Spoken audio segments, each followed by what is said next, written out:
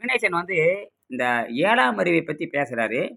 எப்பயுமே எல்லாத்துக்கும் பாடம் எடுத்து நான் சொல்லிக் குடுப்பேன். அவர் ரொம்ப ஆர்வமா இருக்கிறனால அவரவே படிக்க சொல்லிட்டேன். அவர் பேரு பார்த்தீங்கன்னா ஆச்சரியமா இருக்கு. அகனேசன் பேர் வச்சிருக்காரு.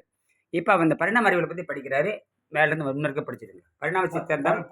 பரிணாம சித்தாந்தம். ம். டார்வினின் பரிமாண சித்தாந்தமும் அது எந்த விதமாக எதிர்காலத்தில் வளர்ச்சி அடையும் என்ற எதிர்பார்ப்புகளும். பரிணாம சித்தாந்தத்தின்படி உயிரின வளர்ச்சி. எண் 1. ஒரு சில உயிரினங்களும் தாவரங்களும் செயல்கள் தொடுதல் இனப்பெருக்க நிலை அதிவேகம்.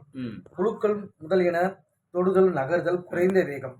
3. பலவகை பூச்சிகள் தொடுதல் நகர்தல் காணுதல் மேலும் குறைந்த வேகம். பலவித பாம்புகள் முதலியன தொடுதல் நகர்தல் காணுதல் முகர்தல் என மேலும் குறைந்த வேகம்.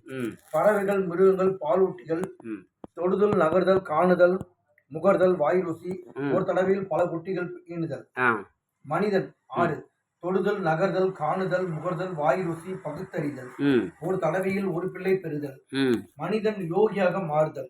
தொடுதல் நகர்தல் காணுதல் முகர்தல் வாய் ருசி பகுத்தறிதல் அண்டவெளியுடன் உறவு கொள்ளுதல் இனப்பெருக்கம் செய்வதோடு தானும் நிலைத்து வாழுதல்.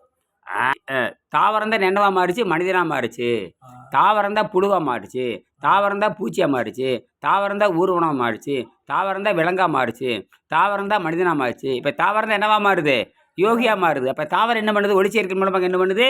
சக்தி தயாரித்துக்கிறது. நைட்ரஜன் புரோட்டீனை மாத்திர மாதிரி நீங்கள் பசியும் ருசியும் கழுவி எடுத்துட்டீங்கன்னா அதான் தவம்னு பேரு.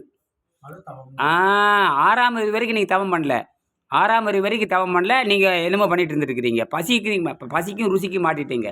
பசி என்பது 5ஆம் அறிவு. ருசி என்பது 5ஆம் அறிவு.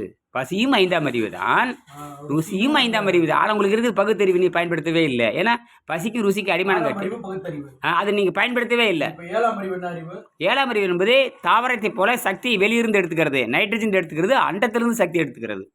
இப்போ அண்டத்திலிருந்து தொடர்பு வைத்துக் கொள்ளுதல். இப்போ ஒரு குழந்தை வந்து அம்மாட்ட தொடர்பு வச்சுக்குது, கை குழந்தை அம்மாட்ட தொடர்பு வச்சுக்குது, பால் வேணும்னு வாங்கிக்குது, கல்வி பெற்றுக்குது, எல்லாமே அம்மாட்ட இருந்து வாங்கிக்குது. அதே போலத்தான் உனக்கு தேவையான அனைத்து ஆற்றலும் எங்கிருந்து வாங்கிக்கிறீங்க? அப்போ அண்டத்துக்கும் பிண்டத்துக்கும் கனெக்ட் பண்ணுறதா இனியனோட வேலை. ஒன்லி கனெக்டிங் பீப்புள் தான். அந்த கனெக்ட் பண்ணுறதுக்கு என்ன பண்ணுறோன்னா 6 மாதம் சுத்தப்படுத்துகிறேன். என்னது? 6 மாதம் சுத்தப்படுத்துகின்ற பொழுது உங்களுக்கு 100கணக்கான நோய் இருப்பதாக வைத்துக் கொள்வோம். என்னது? மனநோய்கள் 100 இருக்குன்னு வச்சுக்கலாம். உடல் நோய் பேரெல்லாம் குறிப்பிட வேண்டாம். மனநோய் 100 இருக்குன்னு வச்சுக்கலாம், பேர் தேவையில்லை. உடல் நோய் 100 இருக்குன்னு வச்சுக்கலாம், பேர் தேவையில்லை. அத்தனையும் குணமாகும். நீ ஏன் பேர் சொல்ற? நீ சர்க்கரைங்கிற புற்றுங்கிற, இதெல்லாம் எங்களுக்கு அது தேவையில்லை. எல்லாம் ஒன்றுதான். உடம்புகளின் கழிவுகளே தேக்கமே நோய். அதெல்லாம் சரி. அது வந்து வெள்ளைக்காரனுக்கு தெரியாது. அது உடம்புகளின் கழிவுகளின் தேக்கம். அவன் சொல்றதே இல்லை, தெரியாது அவனுக்கு. அந்த கழிவை எப்படி வெளியெடுப்ப அதுவும் தெரியாது. அப்போ என்ன பண்ணுறான்? அந்த கழிவுகளினால் அந்த நோய் அதிகமாகிற மாதிரி காட்டுறது இல்லையா, அது கம்ப்ரஸ் பண்ணி அழுத்தி வச்சுட்டே இருக்கிறான். அப்போ அழுத்த என்ன ஆகுதுன்னா ப்ராப்ளம் அதிகமாகிட்டே போகுது. நீங்கள் சொல்கிறீங்க ப்ராப்ளம் அதிகமாக கடைசியில் மரண சக்கரை நோய் விட்டுருது. அப்போ என்ன சொல் மரணம் அவன் இந்த சக்கரை நோய் கொடுத்தேன், இந்த மாத்திரை கொடுத்தேன், இறந்துட்டான்னு எழுதி கொடுத்துருவான். அவனை ஒன்றும் நீங்கள் பண்ண முடியாது, ஒன்றுமே செய்ய முடியாது. இப்போ அது நமக்கு தேவையில்லை. நாம் வந்து எங்கே போய் இந்த 7ஆம் அறிவை எட்டி பிடிக்கிற யோகிகள் இயற்கையாகவே தோன்றினார்கள். 7ஆம் அறிவை எட்டி பிடிக்கிற யோகிகள் இயற்கையாகவே தோன்றினார்கள். அப்படி that means natural selection. Natural selection is a mechanism of evolution that explains the adaptation of the organism to their environment. அதாவது சுற்றுச்சூழலுக்கு தகுந்த மாதிரி தன்னை தகவமைத்துக் கொள்கின்ற ஒரு பொறியியல் அமைப்பு தான் எதாகும்? நேச்சுரல் செலக்ஷன் ஆகும். Natural selection is a mechanism of evolution. பரிணாமத்தினுடைய தேர்வுமுறை என்பது ஒரு பொறியியல் இயந்திரமாகும். அந்த பொறியியல் இயந்திரமானது சுற்றுச்சூழலுக்கு தகுந்த மாதிரி தன்னை தகவமைத்துக் கொள்கிறது. அப்போ இந்த மாதிரி உணவு கொடுக்க என்ன ஆயிப்போகுதுன்னா, இது டாக்ஸின் வெளியெடுக்க ஆரம்பிச்சிருது. டாக்ஸின் வெளியெடுக்க ஆகும் பொழுது உடம்பானது லோயஸ்ட் கலோரியும் வாழ கற்றுக்கொண்டு விடுகிறது.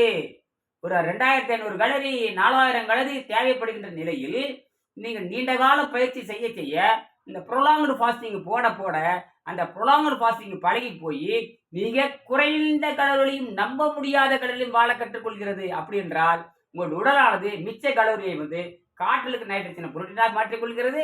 அண்டவெளியில் இருக்கிற காஸ்மிக் கதிரை எடுத்துக்கொண்டு நிலைத்து வாழ்கிறது. இது போக காமா கதிரிலிருந்து வரக்கூடிய கருந்தொலிலிருந்து வரக்கூடிய கதிரை எடுத்துக்கொண்டு நீங்கள் நீடித்த வாழ்வையும் நினைத்த நேரத்தில் ஆற்றலை உருவாக்கவும் நினைத்த நேற்றத்தில் அந்த செல்லை அழிக்கவும் தகுந்த மனிதனாக மாறிடுறீங்க.